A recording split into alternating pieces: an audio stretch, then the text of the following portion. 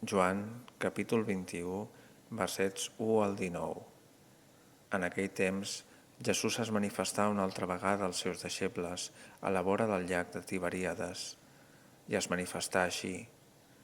Estaven junts Simó Pere i Tomàs, que s'anomena Dídim, i Natanael, el de Canà de la Galilea, i els fills del Zebedeu i altres dos dels seus deixebles. Els diu Simó Pere: vaig a pescar. Ells li diuen: venim també nosaltres amb tu. Sortiren i pujaren a la barca, i aquella nit no agafaren res. Arribada ja la matinada, es presentà Jesús a la riba, però els deixebles no sabien que era Jesús. I Jesús els diu: nois, és que teniu alguna cosa per menjar? Li responen: no. Però ell els diu: tireu la xarxa cap a la dreta de l'embarcació i en trobareu. La hi tiraren, i ja no podien arrossegar-la a causa de la gran quantitat de peixos. I aquell deixeble que estimava Jesús diu a Pere: és el Senyor. I Simó Pere, quan va sentir que era el Senyor, s'assenyí la túnica, ja que estava nu, i es tirà al mar.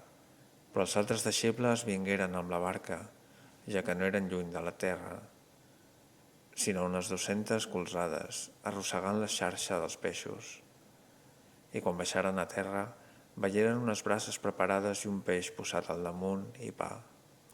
Jesús els digué: porteu peixos dels que heu pescat ara. Pujà, doncs, Simó Pere, i arrossegà a terra la xarxa plena de 153 peixos grossos, i a passar de ser tants, no s'esquinçà la xarxa. I Jesús els diu: veniu, mengeu.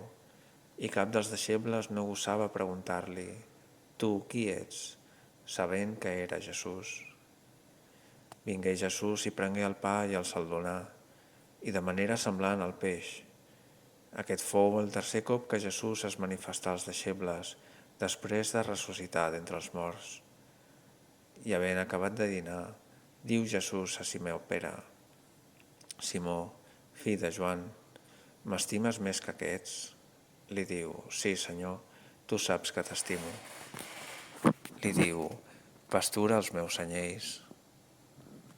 Li torna a dir per segona vegada: Simó, fill de Joan, m'estimes? Li diu: sí, Senyor, tu saps que t'estimo. Li diu: pastura les meves ovelles. Li diu per tercera vegada: Simó, fill de Joan, m'estimes? S'entristí Pere perquè li digué per tercera vegada: m'estimes? I li diu: Senyor, tu ho saps tot, tu saps que t'estimo. Li diu: pastura les meves ovelles. En veritat et dic, quan eres jove et cenyies tu mateix i anaves on volies.